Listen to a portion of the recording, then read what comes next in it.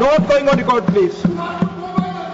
I'm going by the rules. जो विषय है उसी पर पॉइंट ऑफ ऑर्डर हो सकता है. आप पहलगाम पे नहीं पूछे. It is not entertain. Please. No. It's out. No. Please. Please. Please. Please आप सभापति महोदय. प्लीज आप बोलो. माननीय रक्षा मंत्री जी. सभापति महोदय,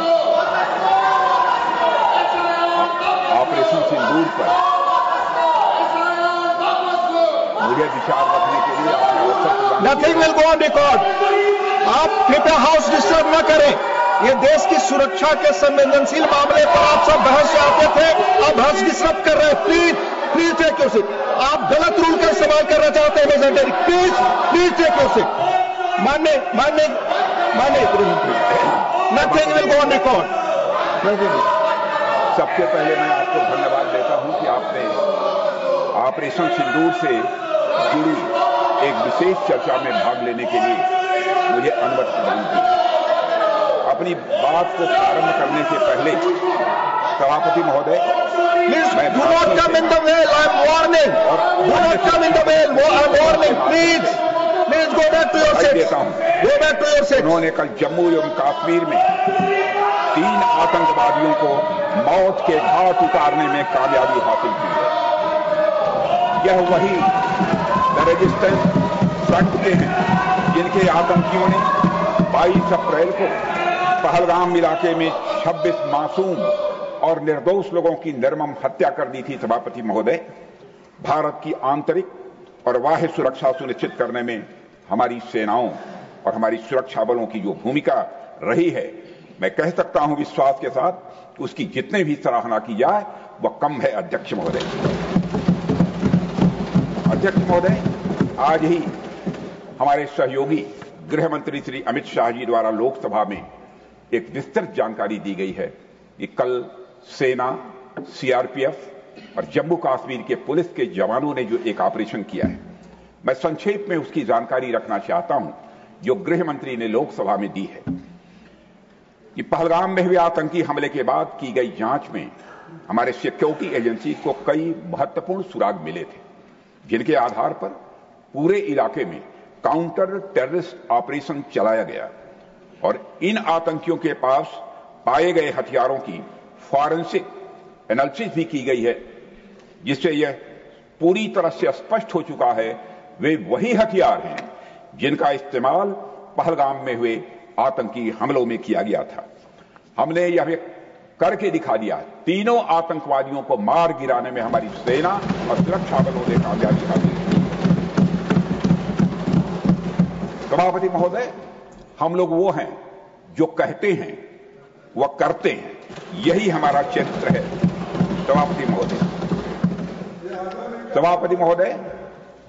सभापति महोदय, जैसा कि सदन को जानकारी है कि 6 और 7 मई 2025 को भारतीय सेनाओं ने ऑपरेशन सिंदूर के नाम से एक ऐतिहासिक सैन्य कार्रवाई को अंजाम दिया था.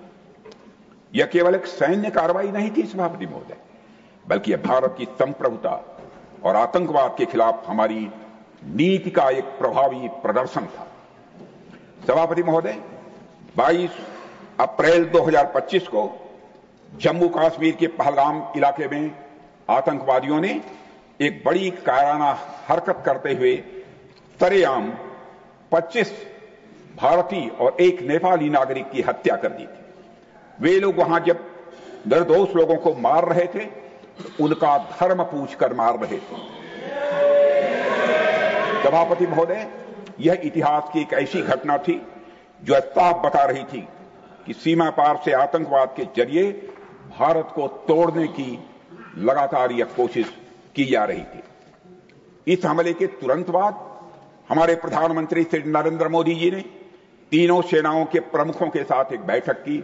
मैं स्वयं उस बैठक में मौजूद था और उन्हें यह स्पष्ट छूट दी गई कि वे अपने विवेक, स्ट्रैटेजिक अंडरस्टैंडिंग और रीजनल सिक्योरिटी सिचुएशन को ध्यान में रखते हुए एक निर्णायक कार्रवाई करें, ताकि पहलगाम की घटना से जुड़े आतंकियों और उनके आकाओं को यह स्पष्ट संदेश चला जाए कि भारत इस तरह के हमलों के जवाब में कठोर कार्रवाई करेगा. जिस हद तक जाना होगा भारत जाएगा. सभापति महोदय, इसके बाद हमारे सैन्य नेतृत्व ने न केवल अपनी मैच्योरिटी दिखाई है, बल्कि इस स्ट्रेटेजिक विजडम का भी उन्होंने प्रदर्शन किया है, जिसकी उम्मीद भारत जैसी एक रिस्पांसिबल पावर से की जाती है। सभापति महोदय, ऑपरेशन सिंदूर को अंजाम देने से पहले हमारी सेनाओं ने हर पहलुओं पर बहुत ही गहराई से अध्ययन किया। हमारे पास कई विकल्प थे, लेकिन हमने उस विकल्प को चुना जिसमें आतंकवादियों और उनके ठिकानों को तो अधिकतम नुकसान पहुंचे, मगर पाकिस्तान के आम नागरिकों की कोई क्षति न होने पाए, इसकी भी हम लोगों ने चिंता की। सभापति महोदय, हमारी सेनाओं के द्वारा की गई वेल कोऑर्डिनेटेड स्ट्राइक्स ने 9 टेररिस्ट इंफ्रास्ट्रक्चर टारगेट्स पर सटीक प्रहार किए और इस सैन्य कार्रवाई में एक अनुमान के अनुसार करीब 100 से काफी अधिक आतंकवादी, उनके ट्रेनर्स, उनके हैंडलर्स और सहयोगी मारे गए। इनमें से अधिकांश जैसे मोहम्मद, लश्कर-ए-तोयबा और हिजबुल मुजाहिदीन जैसे आतंकी संगठनों के से संबंधित थे। ये वही आतंकी संगठन हैं, सभापति महोदय, जिन्हें पाकिस्तान की सेना और आईएसआई का खुला समर्थन प्राप्त है। सभापति महोदय, हमारी कार्रवाई पूरी तरह से सेल्फ डिफेंस में थी। यह न तो प्रोएक्टिव थी और न ही एक्सपेंशनिस्ट थी। फिर भी 10 मई 2025 को रात लगभग 1:30 पर पाकिस्तान ने बड़े पैमाने पर भारत के ऊपर मिसाइल, ड्रोन और अन्य लॉन्ग रेंज वेपन्स का खुलकर इस्तेमाल किया और इसके साथ साथ उन्होंने इलेक्ट्रॉनिक वॉरफेयर से जुड़ी टेक्नोलॉजीज का भी सहारा लिया। उनके निशाने पर भारतीय वायुसेना के अड्डे थे, थल सेना के एम्यूनिशन डिपोज थे, हवाई अड्डे थे और मिलिट्री कैंट थे। सभापति महोदय, मुझे यह कहते हुए इस सदन के समक्ष गौरव की अनुभूति हो रही है कि हमारे air defence system, counter drone system और इलेक्ट्रॉनिक इक्विपमेंट्स ने पाकिस्तान के इस हमले को पूरी तरह से नाकाम कर दिया। पाकिस्तान हमारे किसी भी टारगेट को हिट नहीं कर पाया सभापति महोदय, और हमारे किसी भी इंपॉर्टेंट एसेट को कोई नुकसान नहीं पहुंचा है। हमारी सुरक्षा व्यवस्था चाक चौबंद थी और हर हमले को हमने रोका। मैं इसके लिए भारतीय सेना के बहादुर सैनिकों की भूरि भूरि प्रशंसा करता हूं सभापति महोदय, जिन्होंने दुश्मनों के हर मंसूबे पर पानी फेर दिया। और मैं चाहूंगा पक्ष हो अथवा विपक्ष हो, सबको मिलकर एक बार इस सदन की मेज थपथपाकर हमारे भारत के सेना के जवानों का अभिनंदन किया जाना चाहिए।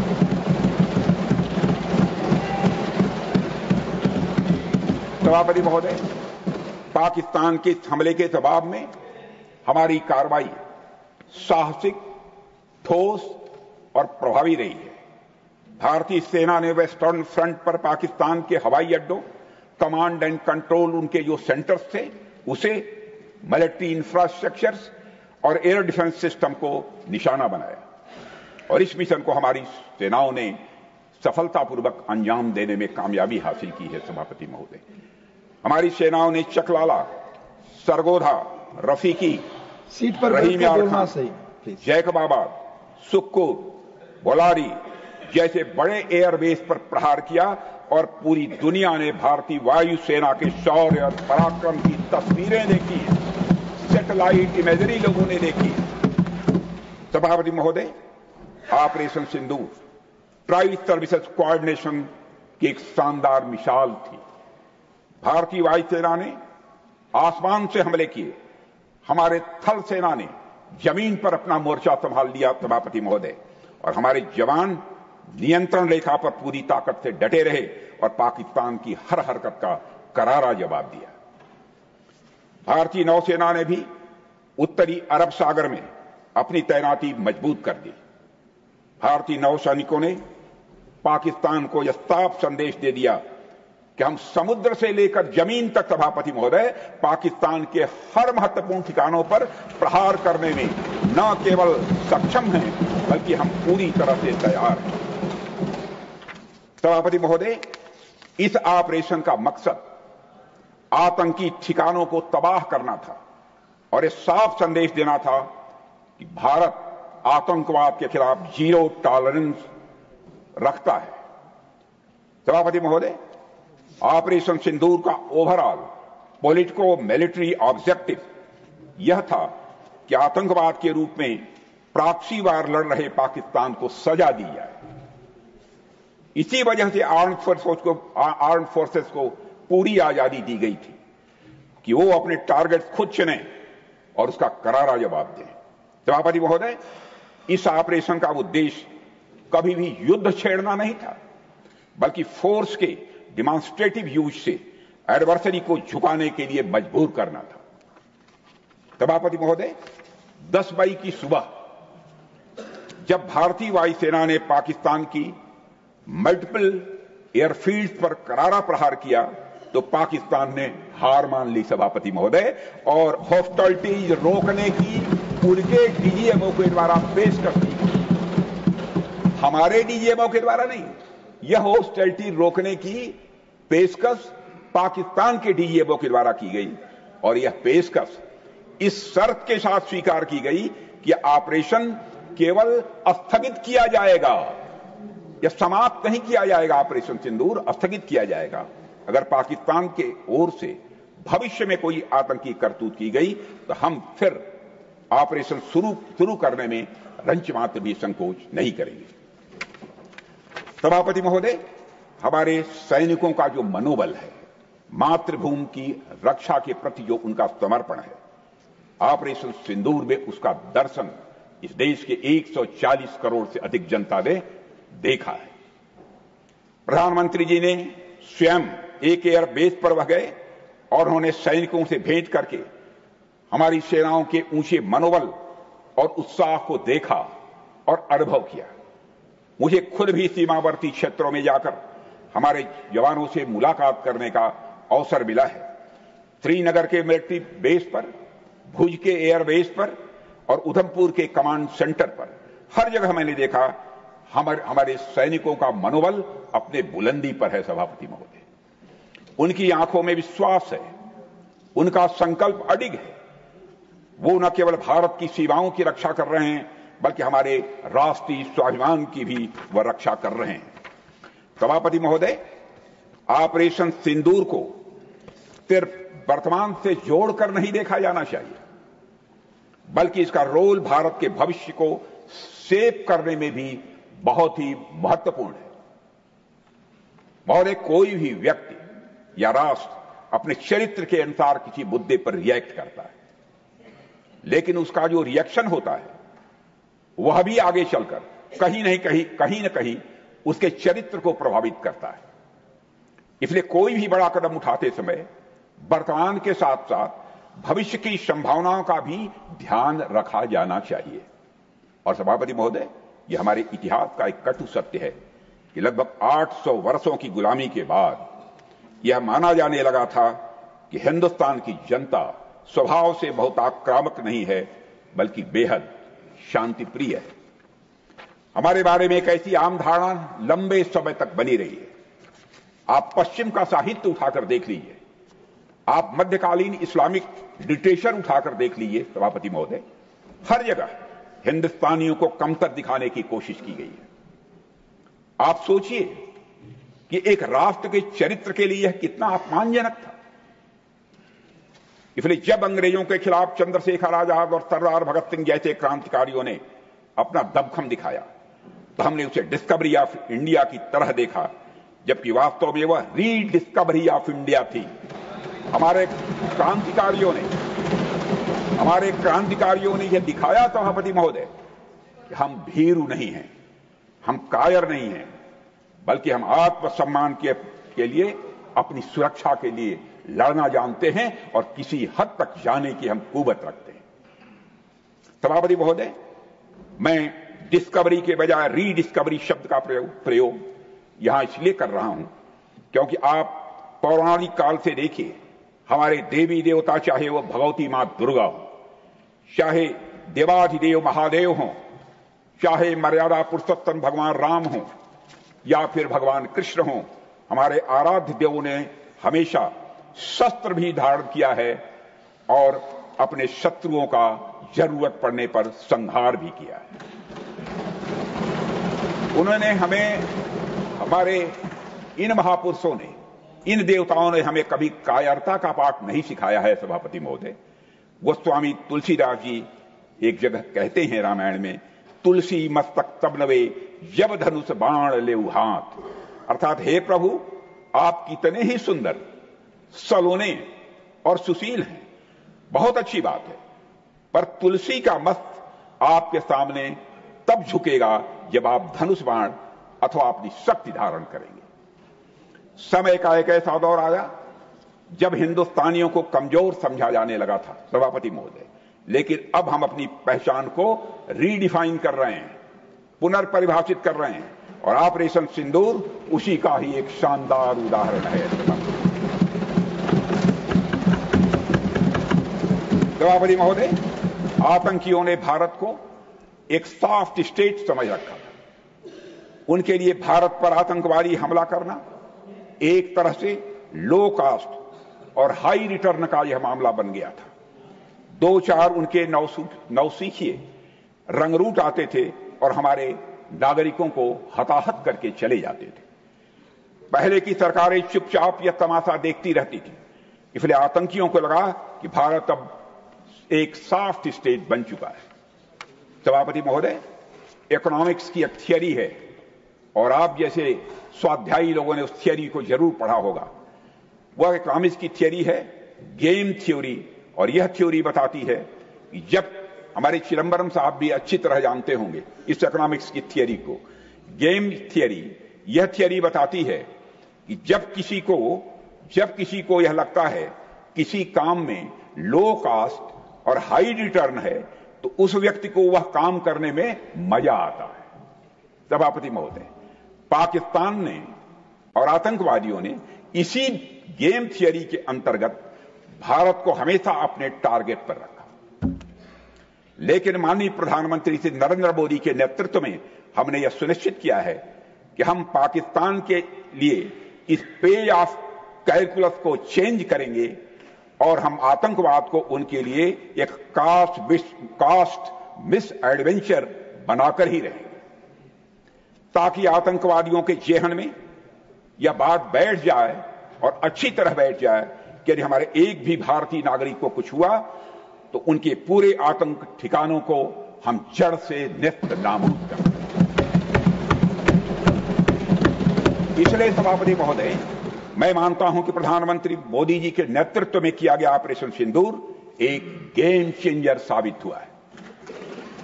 सभापति महोदय, यह तो रही वर्तमान की बात, लेकिन भविष्य के हिसाब से ऑपरेशन सिंदूर का महत्व यह है कि भारत का नागरिक अब किसी सॉफ्ट देश का वल्नरेबल सिटीजन नहीं है, बल्कि एक आम भारतीय अब एक मजबूत भारत का स्वाभिमानी नागरिक है। सभापति महोदय, अभी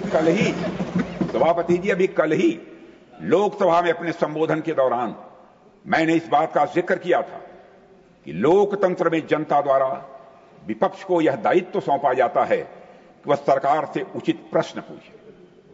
खैर, विपक्ष ने जो प्रश्न पूछे उनका जिक्र मैं कल कर चुका हूं, इसलिए आज चर्चा नहीं करूंगा।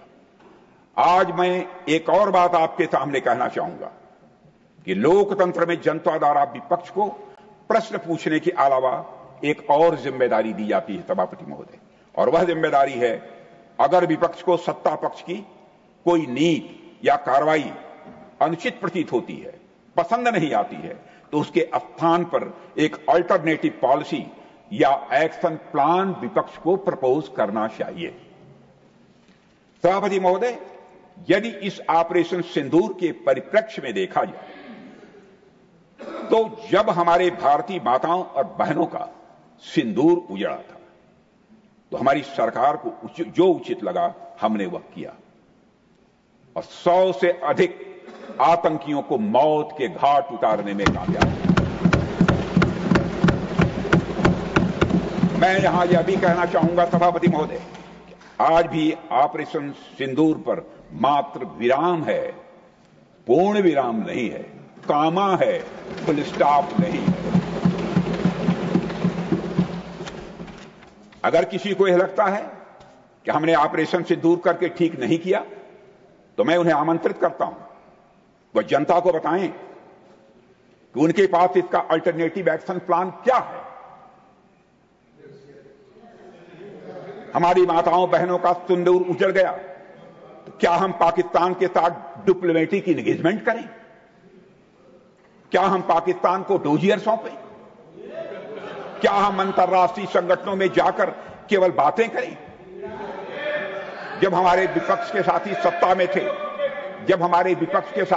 में थे, तो आतंकी हमले होने पर वे ऐसे ही कदम उठाया करते थे। क्षमा कीजिएगा खड़गे जी, मैं विपक्ष का बहुत सम्मान करता हूं। अस्वस्थ लोकतांत्रिक व्यवस्था में विपक्ष का सम्मान किया भी जाना चाहिए। और सभापति महोदय, कुछ लोगों को लगता है कि पाकिस्तान के पास न्यूक्लियर वेपन्स हैं, तो उनसे केवल बातचीत करनी चाहिए, छेड़ना नहीं चाहिए। इस न्यूक्लियर ब्लफ के कारण हमने न जाने कितने नागरिकों को खो दिया है। सभापति महोदय, हमारा विजन है कि हम ईंट का जवाब पत्थर से दें।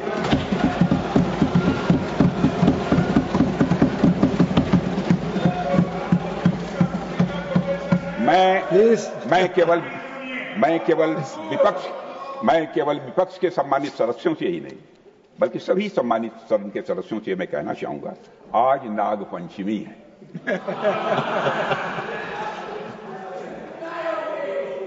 नाग पंचमी के दिन नागों को दूध पिलाना तो यह उचित है सभापति, परंतु रोज नहीं। हमारा विजन है कि ऑपरेशन सिंदूर सतत चलता रहे। बीच में इसके विराम भले ही हो सकते हैं, लेकिन पूर्ण विराम कभी नहीं होगा जब तक आतंकवाद का उठाया। सभापति महोदय, आज जब मैं देश के अलग अलग हिस्सों में जाता हूं, तो मुझे भारतीय जनता का हमारी सरकार के इस विजन के प्रति अटूट विश्वास दिखाई देता है। पर कुछ हमारे मित्र हैं, क्या चाहते हैं वह हमारी समझ के बाहर है। इसका हमारे सम्मानित नेता प्रतिपक्ष खड़े होंगे तो जवाब देंगे, लेकिन हमारी समझ के बाहर है। सभापति महोदय, जब आप सत्ता में थे तो आपकी पॉलिसी पैरालिसिस ने देश को नुकसान पहुंचाया है, मैं विनम्रता के साथ यह कहना चाहता हूं। और आज जब आप विपक्ष में हैं तो आपकी पॉलिसी बैंकरप्सी देश के लिए और लोकतंत्र के लिए चिंता का विषय बन चुकी है। सभापति महोदय, हमारे विपक्ष के कुछ मित्र यह भी कह रहे हैं कि ऑपरेशन सिंदूर के दौरान हमें पाक ऑक्युपाइड कश्मीर यानी पीओके पर कब्जा कर लेना चाहिए था, पहले क्यों नहीं किया? जब मैं विपक्ष के अपने साथियों से यह बातें सुनता हूं, सभापति महोदय, मुझे आश्चर्य होता है कि ये लोग मन से यह बातें कर रहे हैं या केवल सिर्फ दिखावा मात्र है। खैर जो भी हो, सभापति महोदय, जो भी हो, हमेशा से ही भारतीय जनता पार्टी का और खुद मेरा भी यह स्टैंड रहा है कि वह दिन जरूर आएगा जब पाक ऑक्युपाइड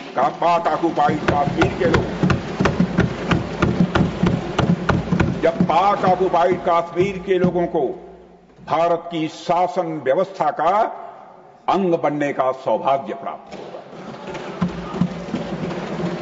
मुझे विपक्ष के अपने साथियों की इस मांग पर इसलिए आश्चर्य हो रहा है क्योंकि विपक्ष में जो लोग आज बैठे हैं, जब उनकी सरकार थी तो उन्होंने जो काम किया वह आज की मांग के ठीक विपरीत है।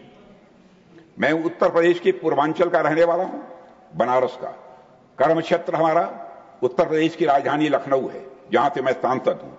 और हमारी पूरब में बहुत पुरानी कहावत है, बचपन की वो कहावत मुझे याद है, बाप मरा अधियारे मां, बाप मरा अधियारे मां, बेटवा का नाम पावर हाउस। माने बाप तो अंधेरे में मर गया, लेकिन बेटे का नाम पावर हाउस। यानी बाप जीवन भर अंधेरे में रहा और बेटे ने अपना नाम पावर हाउस रख दिया। सभापति महोदय, जब हमारे कुछ मित्र जो आज कभी सत्ता में थे, आज विपक्ष की चेयर पर बैठे हैं, जब वो देश की शासन व्यवस्था चला रहे थे तो उन्होंने और उनके पॉलिटिकल सीनियर्स ने भारत में हुए आतंकी हमलों के जवाब में पाकिस्तान पर कोई कार्रवाई नहीं की, क्योंकि उन्हें डर था कि पाकिस्तान एक न्यूक्लियर वेपन स्टेट है। और आज जब हम पाकिस्तान को मुंह तोड़ जवाब दे रहे हैं, तो मुझे इस अंधेरे और पावर हाउस वाली बाप बेटी की कहानी स्वाभाविक रूप से याद आ रही है, इसलिए मैंने उसकी चर्चा की। आज विपक्ष के हमारे साथियों को का पीओके प्रेम देखकर मुझे एक गजल भी याद आ रही है, जिसका एक शब्द बदलकर मैं आपको सुनाना चाहता हूं। गजल भी सुना रहा हूं पूरी ईमानदारी के साथ, एक शब्द बदलकर मैं गजल सुना रहा हूं। पीओके लुटने का सबब पूछो न सबके सामने, पीओके लूटने का सबब पूछो न सबके सामने, नाम आएगा तुम्हारा ये कहानी फिर सही। खैर देर से ही सही, सभापति महोदय, खैर देर से ही सही, खैर देर से ही सही। Take your seat. You're not allowed. Mr. Abdullah Suman, take your seat. Nothing is going on. Take your seat. माननीय गृह मंत्री, मैंने खड़े होने दिए। खड़े हुए विपक्ष का ये फर्ज बनता है, खड़े होते हैं तो शोर मत मचाइए, मैं खड़े रहूंगी।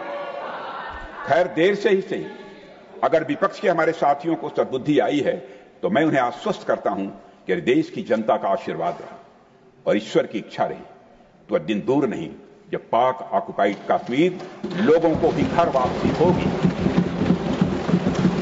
और वह दिन, सभापति महोदय, सदन में मैं बहुत सोच समझकर नाप तोल कर बोल रहा हूं, वह दिन आएगा, निश्चित समय नहीं बतला सकता, जरूर आएगा, जबकि पीओके के लोग, जबकि पाक ऑक्युपाइड कश्मीर के लोग बोलेंगे मैं भी भारत हूं।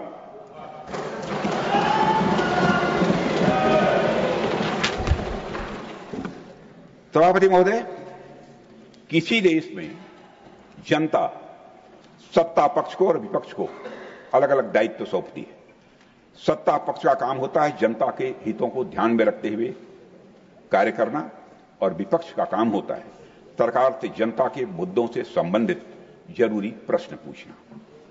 ऑपरेशन सिंदूर क्यों प्रारंभ किया गया, इसकी जानकारी पहले भी दी गई है और आज भी मैंने सदन को दी है। सभापति महोदय, कभी कभी हमारे विपक्ष के मित्र ये पूछते रहे हैं कि हमारे कितने विमान गिरे। मुझे लगता है कि उनका यह प्रश्न हमारी राष्ट्रीय जनभावनाओं का सही प्रतिनिधित्व नहीं कर पा रहा। उन्होंने एक बार भी हमसे यह नहीं पूछा कि हमारी सेनाओं ने दुश्मन के कितने विमान गिराए। सभापति महोदय, मैं बताना नहीं चाहता कितने विमान गिरे, एक एक की मुझे जानकारी है और मैं बतला दूं, यदि मैं खुलकर यदि मैं बोल दूं तो 10 मिनट तक यह सदन तालियों से गूंजता रहेगा।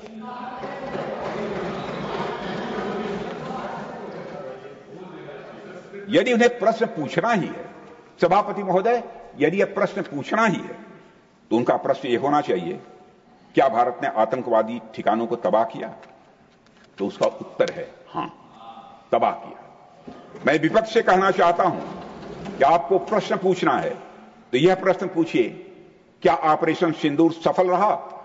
तो उसका उत्तर है हां। आपको प्रश्न पूछना है तो यह प्रश्न पूछिए कि जिन आतंकियों ने हमारी बहनों, हमारी बेटियों का सिंदूर मिटाया, क्या हमारी सेनाओं ने ऑपरेशन सिंदूर में उन आतंकियों के आकाओं को मिटाया? तो इसका उत्तर है हां। और आपको प्रश्न पूछना है तो यह पूछिए, इस ऑपरेशन में क्या हमारे जाबाज सैनिकों की कोई क्षति हुई है? तो उसका उत्तर है नहीं, हमारे सैनिकों की कोई क्षति नहीं हुई। अब चूंकि विपक्ष के मित्र ऑपरेशन सिंदूर को लेकर उचित प्रश्न नहीं पूछ पा रहे हैं तो मैं उन्हें क्या बताऊं। मैं लगभग 40 वर्षों से राजनीतिक क्षेत्र में काम कर रहा हूं। सभापति महोदय, सत्ता पक्ष हो या विपक्ष हो, अपनी पार्टी हो या दूसरी पार्टी, कभी भी किसी के साथ दलगत राजनीति को मैंने शत्रुतापूर्ण तरीके से नहीं देखा है, कभी भी नहीं देखा। इसलिए आज अगर विपक्ष प्रश्न पूछने में असफल है तो मैं विपक्ष को उनके इस काम में थोड़ी सी मदद अपनी योग्यता क्षमता के अनुसार जो भी कर सकता हूं मैं करना चाहता हूं। मैं विपक्ष से यह कहना चाहता हूं यदि आज हम लोग सत्ता पक्ष में हैं तो ऐसा नहीं है कि ताज जिंदगी हम लोग सत्ता पक्ष में ही बने रहेंगे भी बहुत लंबे समय तक, लेकिन ताज जिंदगी कोई ना रहा है न रहेगा। एक लंबा समय हमने विपक्ष में काम किया है, लंबा समय विपक्ष में गुजारा है। एक लंबा समय हमने सरकारों से, उस समय की सरकारों से सवाल पूछने में भी लगाया है। जनता ने जब हमें विपक्ष में रहने का दायित्व सौंपा था तो हमने विपक्ष में रहकर विपक्ष की भूमिका को बड़े ही सकारात्मक तरीके से निभाया है। विपक्ष में रहकर हमने कैसे प्रश्न पूछे, इसके कुछ उदाहरण मैं आपके सामने रखना चाहता हूं। 1962 में 1962 में चीन के साथ हुए युद्ध में जब दुखद परिणाम आया तो हमने सरकार से प्रश्न जो पूछे थे, लेकिन वह प्रश्न यह था कि हमारे देश की धरती पर दूसरे देश का कब्जा कैसे हो गया प्रधानमंत्री, 62 में पूछा था। हमने यह प्रश्न पूछा था कि हमारी सेना और हमारी जनता को क्यों अपमानित होना पड़ा था। हमने यह प्रश्न पूछा था कि बड़ी संख्या में हमारे सैनिक हताहत क्यों हुए। हमने यह प्रश्न नहीं पूछा था कि हमारे टैंक, हमारी मशीनें, हमारी बंदूकें क्यों ध्वस्त हो गई, यह नहीं पूछा था। मशीनों और तोपों की चिंता न करके हमने भारत की भूमि और देश के सैनिकों की चिंता की उस समय के। सभापति महोदय, इसी तरह 71 के युद्ध में 71 में जब श्रीमती इंदिरा गांधी जी भारत की प्रधानमंत्री थी, जब भारत ने पाकिस्तान को सबक सिखाया तो हमने अपने राजनीतिक और सैन्य नेतृत्व की प्रशंसा की और श्रीमती इंदिरा गांधी की भी खुलकर संसद में प्रशंसा की थी। हमने इस बात की खुशी जाहिर की कि हमने अपने शत्रु को सबक सिखाया है। हमने उस दौरान यह प्रश्न नहीं पूछा था कि सबक सिखाने के दौरान ने भारत को क्या, कैसा और कितना नुकसान हुआ, यह प्रश्न नहीं किया। यदि मैं इसे और भी प्रैक्टिकल तरीके से समझाने की कोशिश करूं तो किसी भी परीक्षा में अंतिम परिणाम क्या रहा, यही मायने रखता है, इसी का विशेष महत्व होता है। यदि किसी परीक्षा में कोई बच्चा अच्छे मार्क्स लेकर आ रहा है तो हमारे लिए उसके मार्क्स मैटर करने चाहिए। सभापति महोदय, अल्टीमेटली रिजल्ट मैटर करता है और रिजल्ट यह है कि ऑपरेशन सिंदूर के दौरान हमारी सेनाओं ने जो लक्ष्य निर्धारित किया था, उन लक्ष्यों को पूरी तरह से हासिल करने में हम कामयाब हैं। सभापति महोदय, ऑपरेशन सिंदूर के माध्यम से हमने पूरी दुनिया को यह स्पष्ट संदेश दे दिया है कि आतंकवाद के खिलाफ भारत किसी हद तक जा सकता है। मैं प्रतिपक्ष के अपने साथियों से कहूंगा, राजनीति करने के लिए तो बहुत सारे विषय पड़े हुए हैं, उन पर बात करिए, उन पर हमारा विरोध करिए, किंतु ऐसा कुछ नहीं होना चाहिए कि सेना के मनोबल, सेना के शौर्य और पराक्रम से संबंधित किसी मुद्दे पर किसी प्रकार की राजनीति करने से हमें बचना चाहिए। यह मेरा विनम्र सुझाव है। और सभापति महोदय, मैं तो यही कहूंगा कि जब राष्ट्र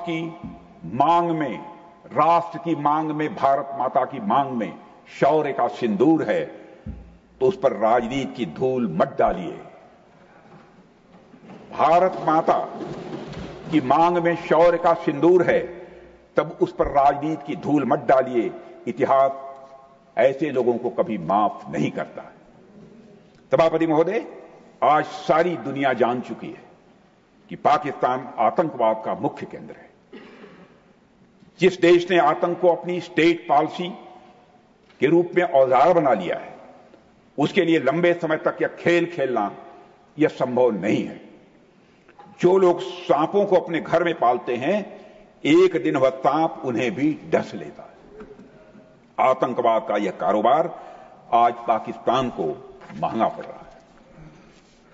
सभापति महोदय, ऑपरेशन सिंदूर के दौरान पूरी दुनिया ने देखा है कि पाकिस्तान में सरकार आतंकवादियों के लिए स्टेट फ्यूनरल का इंतजाम कर रही है और सैन्य अधिकारी भी अलगाववादियों के जनाजे में शामिल होते हैं।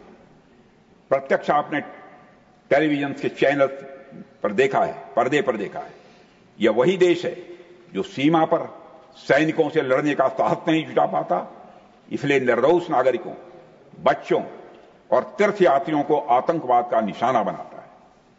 पाकिस्तान की सेना और आईएसआई आतंकवाद को एक प्रॉक्सी वार के रूप में इस्तेमाल करती हैं सभापति महोदय, और उसके सहारे वे भारत को डिस्टेबलाइज करने की कोशिश करती हैं और भारत को डिस्टेबलाइज करने का वह सपना भी देखते हैं। मैं लोकतंत्र के मंदिर में खड़े होकर यह बात कह रहा हूं सभापति महोदय कि भारत को 1000 कट्स देने का सपना पालने वालों का सपना कभी भी किसी भी सूरत में पूरा नहीं हो। और ऐसा भारत नहीं है। ये हमारे प्रधानमंत्री मोदी जी के नेतृत्व का एक नया भारत है जो आतंकवाद के खिलाफ हर हद और हर सरहद पार करने का सामर्थ्य रखता है, क्षमता रखता है। सभापति महोदय, वैसे तो मानवता के सामने जितनी भी भयावह बीमारियां आईं, देर सवेर सभी समाप्त हो गई। आतंकवाद भी एक महामारी है, इसकी नीयत भी यही होने वाली है, इसमें भी कहीं दो मत नहीं है। लेकिन इसे अपनी मौत मरने के लिए नहीं छोड़ा जा सकता, क्योंकि जब तक आतंकवाद है हमारी सामूहिक शांति, विकास और समृद्धि को यह चुनौती देता ही रहेगा। हमारे संसाधन इस आतंकवाद रूपी महामारी से लड़ने में बर्बाद होते ही रहेंगे। इसलिए आतंकवाद की इस समस्या का स्थायी समाधान अब बहुत ही आवश्यक हो गया है। सभापति महोदय, इतिहास ने बार बार साबित किया है कि आतंकवाद का कोई भी लक्ष्य, चाहे वह कितना ही बड़ा क्यों न हो, उसे हमेशा हिंसा और डर के बल पर पाने की कोशिश की जाती है और वह कभी भी कामयाब नहीं होती है। यह सोचना भी उचित नहीं है कि कोई आतंकवादी किसी का फ्रीडम फाइटर हो सकता है।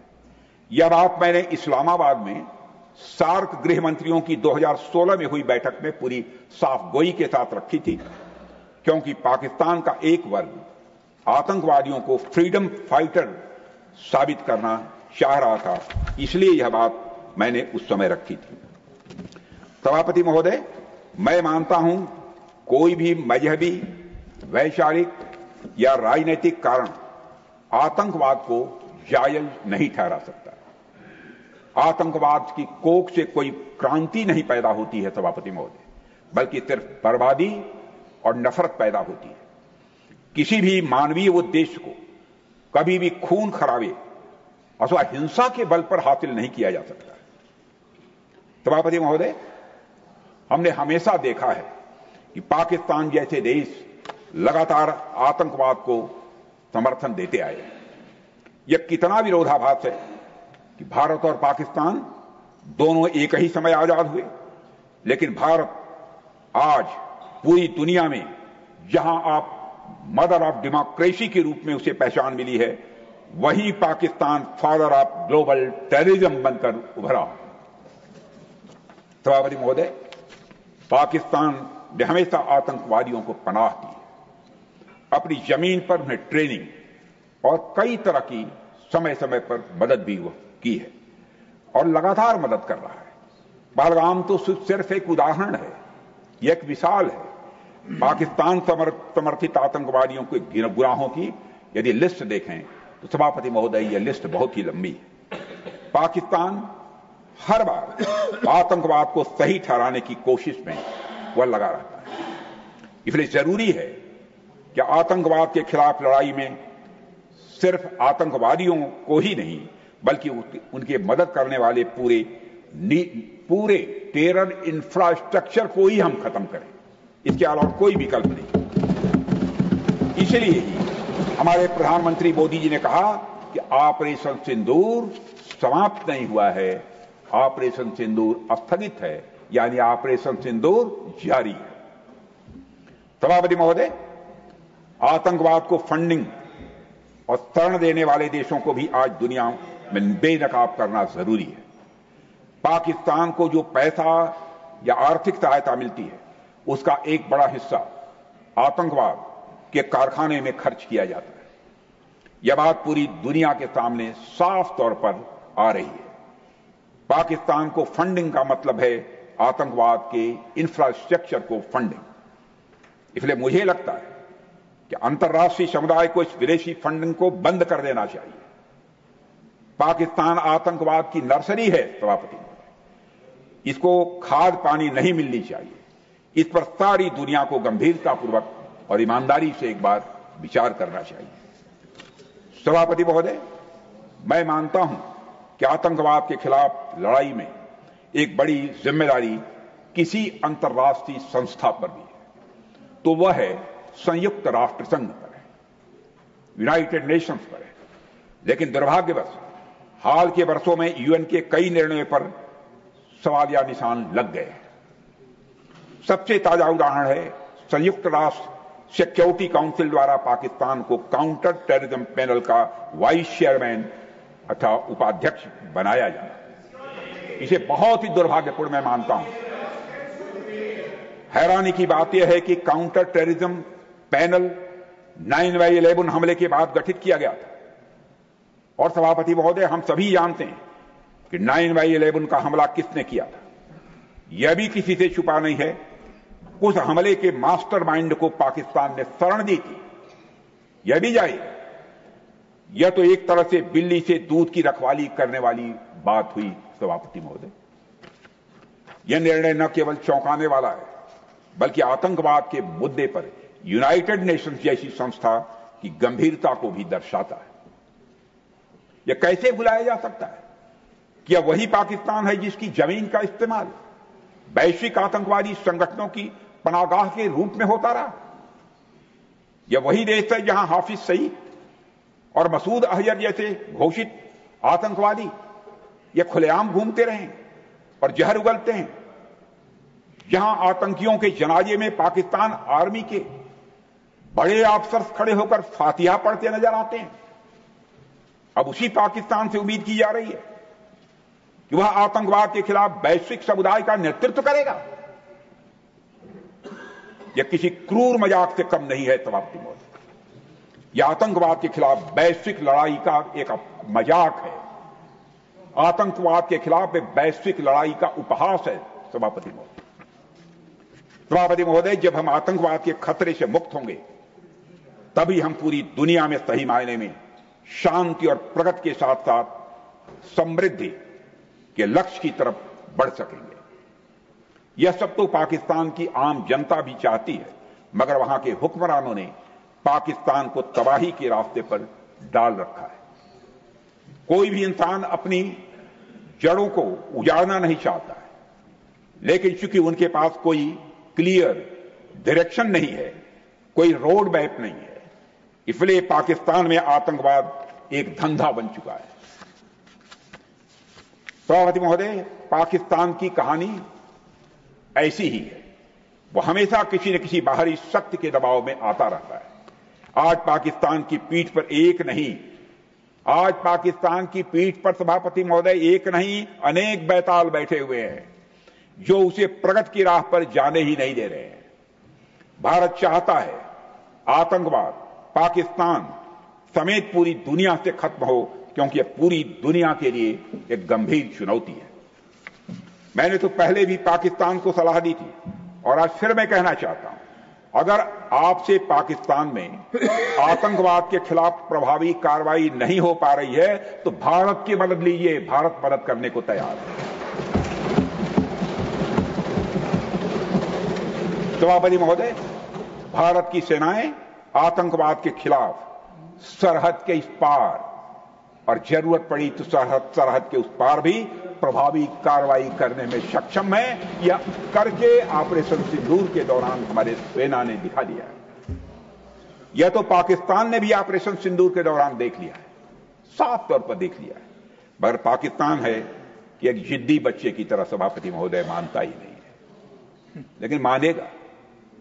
इसलिए पूरी दुनिया के लिए जरूरी है कि पाकिस्तान पर आतंकवाद को लेकर हर तरह का रणनीतिक, कूटनीतिक, स्ट्रैटेजिक, डिप्लोमेटिक और आर्थिक दबाव, इकोनॉमिक प्रेशर जितना भी बनाया जा सकता है वह बनाए। पूरी दुनिया से मैं अपील करना चाहता हूं। सभापति महोदय, भारत के लिए शांति हमारी यह प्राथमिकता है, हमारी यह प्रायोरिटी है और हमारी शक्ति उसका आधार है। यह शक्ति हमारे सामर्थ्य से पैदा हुई है सभापति महोदय। यह शक्ति हमारे सामर्थ्य से पैदा हुई है। यह सामर्थ्य पिछले 11 सालों में कई गुना बढ़ा है मोदी जी के नेतृत्व में। आज भारत विश्व की चौथी सबसे बड़ी अर्थव्यवस्था है और अभी आई मॉर्गन स्टैनली की रिपोर्ट के मुताबिक 2028 तक आते आते भारत विश्व की तीसरी सबसे बड़ी अर्थव्यवस्था बनने जा रहा है। सभापति महोदय, आर्थिक उन्नति के साथ साथ भारत के रक्षा क्षेत्र में 2014 से उल्लेखनीय परिवर्तन आया है। आज का भारत रक्षा के क्षेत्र में आत्मनिर्भरता और स्वदेशी उत्पादन की दिशा में तेजी से आगे बढ़ रहा है। आज हम हर दृष्टि से समर्थ भी हैं और सक्षम भी हैं। सभापति महोदय, हमारी सरकार ने आतंकवाद से निपटने के साथ साथ भारत की राष्ट्रीय सुरक्षा को भी मजबूत करने के लिए नई सोच के साथ एक नई रणनीति अपनाई है। आज जब हम आत्मनिर्भर भारत की बात करते हैं तो उसके सबसे मजबूत स्तंभों में से एक है हमारा डिफेंस सेक्टर, हमारा रक्षा का क्षेत्र। जब सभापति महोदय, जब कोई राष्ट्र अपने सुरक्षा उपकरण, अपने हथियार, अपने फाइटर प्लेन्स और मिसाइलें खुद बनाना शुरू कर दें तो वह न केवल खुद पर विश्वास करना सीखता है बल्कि दुनिया को भी यह संदेश देता है कि अब हम आत्मनिर्भर हैं, अब हम सक्षम हैं और किसी के मोहताज नहीं। सभापति महोदय, भारत आज सिर्फ सीमाओं की रक्षा नहीं कर रहा है बल्कि एक ऐसी व्यवस्था खड़ी कर रहा है जो हमें सामरिक, आर्थिक और तकनीकी दृष्टि से लगातार मजबूत बना रही है। पहले हम रक्षा उपकरणों के लिए पूरी तरह से विदेशों पर निर्भर थे, लेकिन आज मैं पूरे गौरव के साथ कहना चाहता हूं, गर्व के साथ नहीं, गौरव के साथ, कि भारत डिफेंस के मामले में बड़ी तेजी से आत्मनिर्भर बन रहा है। भारत डिफेंस सेक्टर में 2014 के बाद से कई रक्षा क्षेत्र में उल्लेखनीय, बहुत ही रिमार्केबल चेंजेस हुए हैं, बहुत हुए। प्रधानमंत्री श्री नरेंद्र मोदी जी के नेतृत्व में भारत के रक्षा क्षेत्र को मजबूती देना यह हमारी सरकार की प्रायोरिटीज में टॉप पर है इस समय।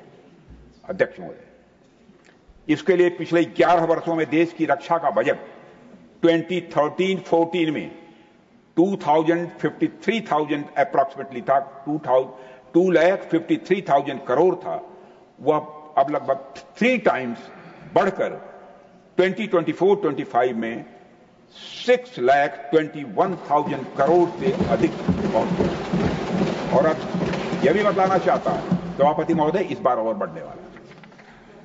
सभापति महोदय, आज भारत की सेनाओं के पास केवल इंपोर्टेड हथियार नहीं है बल्कि इस देश में बनी मिसाइलें, टैंक और अन्य सिस्टम एवं प्लेटफॉर्म्स भी हैं। हमारी अग्नि, हमारी पृथ्वी, ब्रह्मोस जैसी मिसाइलें आज दुश्मन को जवाब देने के लिए तैयार खड़ी हैं और यह सब भारत में बनी है, भारत की धरती पर बनी है, भारतवासियों के हाथों से बनी। और अब हमारे देश में आईएनएस विक्रांत जैसे एयरक्राफ्ट, सभापति महोदय, आईएनएस विक्रांत जैसे एयरक्राफ्ट कैरियर बनाने की भी हमारी ताकत है, बनाया है। सभापति महोदय, आपको जानकर यह सुखद अनुभूति होगी कि आज भारत का डिफेंस एक्सपोर्ट 2014 के तुलना में लगभग 35 गुना 35 टाइम्स बढ़ चुका है। 35 टाइम्स बढ़ चुका है। 2013-14 में भारत से होने वाला डिफेंस एक्सपोर्ट अप्रॉक्सीमेटली 686 करोड़ था। वह आज 24-25 में बढ़कर मोर देन 24,000 करोड़ पहुंच गया। करीब 100 देशों को हमारे देश में बने डिफेंस प्रोडक्ट्स एक्सपोर्ट किए जा रहे हैं। हमारा यह लक्ष्य है कि इस साल हमारा डिफेंस एक्सपोर्ट 30,000 करोड़ रुपए और 2029 आते आते 50,000 करोड़ रुपए तक पहुंच जाए। मुझे पूरा विश्वास है कि हम इस लक्ष्य को हासिल करके रहेंगे। आज हम दुनिया की टॉप 10 एक्सपोर्टर्स कंट्रीज की कतार में आकर खड़े हो गए हैं। सभापति महोदय, हम अपने प्रयासों में कितना सफल रहे हैं इसकी एक झलक आप ऑपरेशन सिंदूर के दौरान देख चुके हैं। वैसे तो रक्षा मंत्रालय समय समय पर डिफेंस एक्सपो करता रहता है, लेकिन दुनिया ने real time defence expo operation Sindoor के दौरान देखा है। मुझे पूरा विश्वास है कि भारत जल्द ही रक्षा क्षेत्र में पूरी तरह से आत्मनिर्भरता के लक्ष्य को हासिल करेगा। सभापति महोदय, भारत की रक्षा तैयारी मजबूत रखना यह एक दिन का काम नहीं है। सभापति महोदय, हमने सेनाओं को मजबूती देने के लिए और किसी भी आपात स्थिति से निपटने के लिए इमरजेंसी प्रोक्योरमेंट की भी कई बार छूट दी है, जिसका सेनाओं ने पूरा लाभ उठाया है, वह महसूस करते हैं।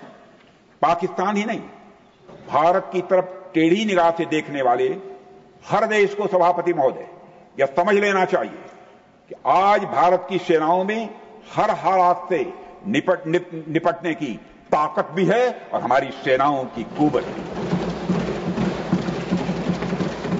हम जानते हैं कि ऑपरेशन सिंदूर के दौरान कौन सा देश क्या कर रहा था।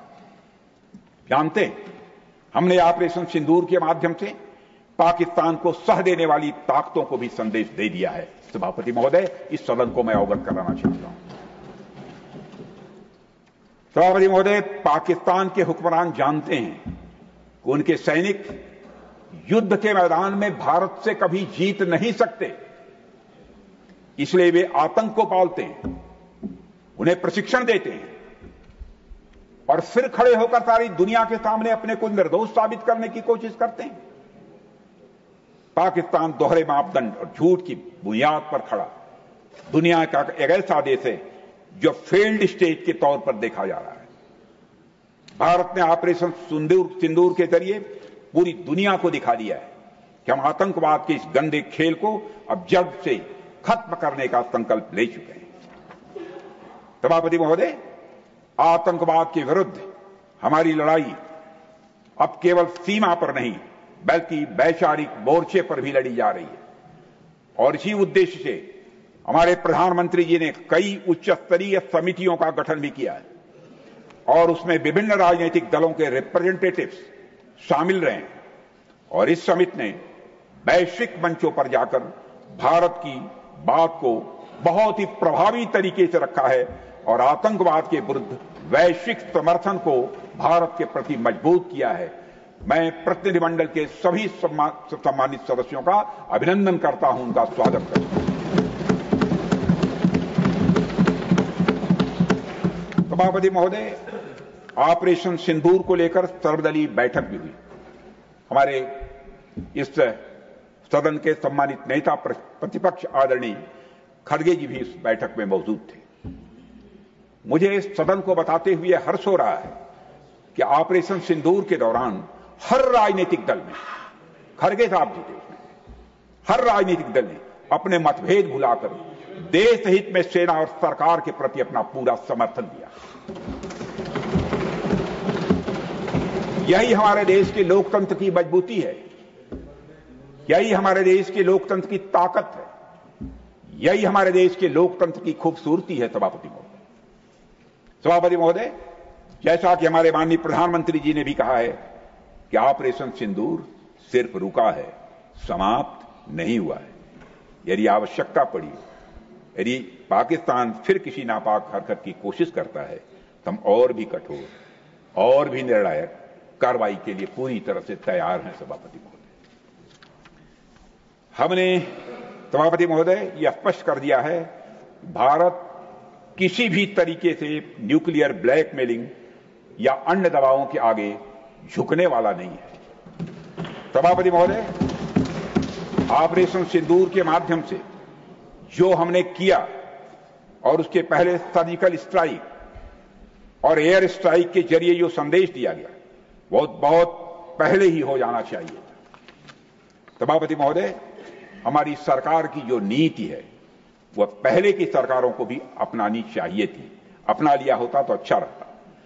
उन सरकारों को जिनके शासनकाल में भारत ने सबसे भीषण आतंकी हमला का सामना किया, जिनमें 2008 का मुंबई हमला था, आज भी हर हिंदुस्तानी के जेहन में जिंदा है। और मैं कहना चाहता हूं, कहना यह एग्जैगरेशन नहीं होगा, अतिशयोक्ति नहीं होगी कि यह न भूलने वाली त्रासदी है 2008 की। सभापति महोदय, कल मैंने लोकसभा में जिक्र किया था, यहां भी करना आवश्यक समझता हूं।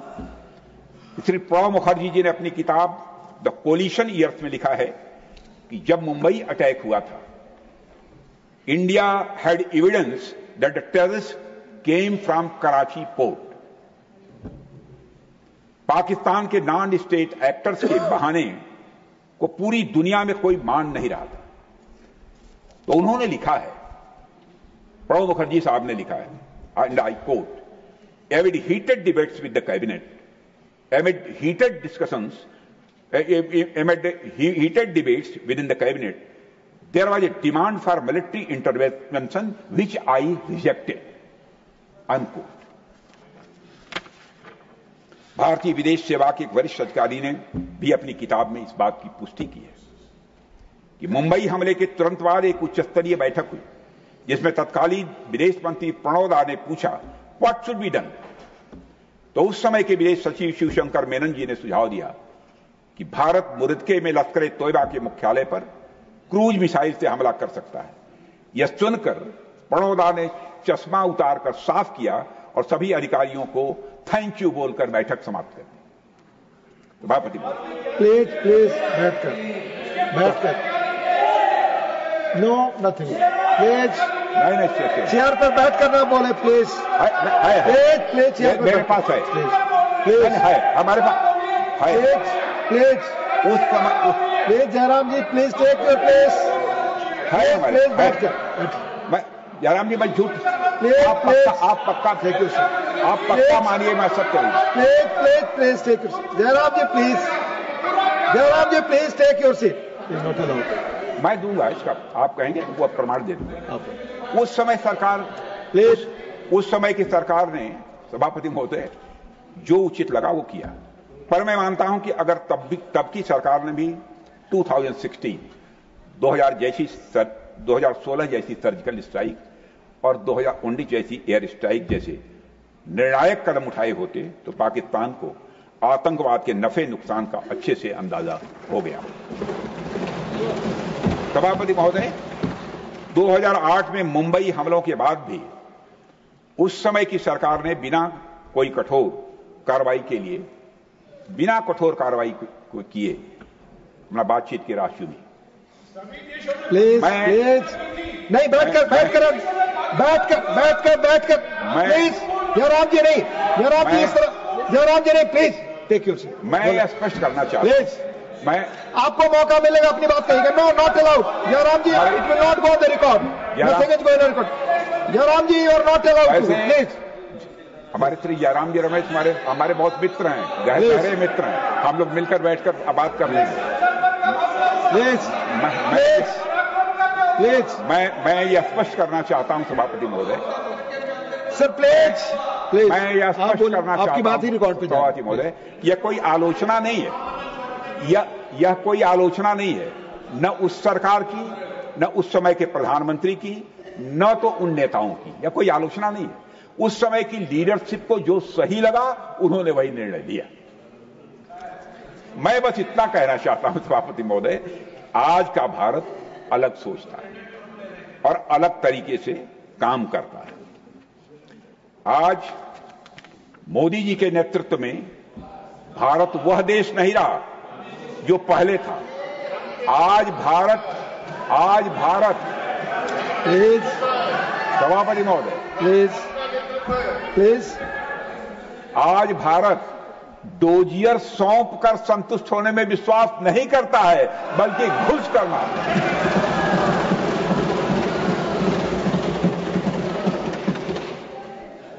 आज भारत, सभापति महोदय, बर्दाश्त नहीं करता है, बल्कि जमकर माकूल जवाब देता है। सभापति महोदय, मैं इस सदन को और देश की जनता को विश्वास दिलाना चाहता हूं कि हमारी सरकार, हमारी सेनाएं और हमारी लोकतांत्रिक संस्थाएं सब मिलकर देश की एकता, अखंडता और सुरक्षा के लिए हर आवश्यक कदम उठाने के लिए पूरी तरह से प्रतिबद्ध हैं। सभापति महोदय, अंत में मैं केवल इतना कहना चाहता हूं कि यह समय एकजुट होकर अपनी सुरक्षा, संप्रभुता और आत्मसम्मान की रक्षा के संकल्प को और अधिक मजबूत करने का है। हमें यह याद रखना होगा कि हमारी सामाजिक और राजनीतिक एकता ही हमारी सबसे बड़ी ताकत है। आतंकवाद को समर्थन देने वालों को स्पष्ट संदेश चला गया है, सभापति महोदय, कि भारत अपनी मातृभूमि की रक्षा करने के लिए पूरी तरह से संकल्पबद्ध है। आइए हम सभी दलगत भावना से ऊपर उठकर संगच्छध्वम संवरद्धम के मंत्र से प्रेरणा लेकर एक साथ एकजुट होकर खड़े हो जाएं और हम इस राष्ट्रीय संकल्प को मजबूत करें। यही हम सबका राष्ट्रीय दायित्व है, ऐसा मैं मानता हूं। इन्हीं शब्दों के साथ आइए हम सभी एक बार फिर से सदन की मेज को थपथपाकर ऑपरेशन सिंदूर के दौरान थल सेना, वायुसेना, नौसेना के शौर्य पराक्रम का अभिनंदन करें। सभापति महोदय, बहुत बहुत धन्यवाद। माननीय श्री मल्लिकार्जुन खड़गे, लीडर ऑफ अपोजिशन। माननीय श्री मल्लिकार्जुन खड़गे।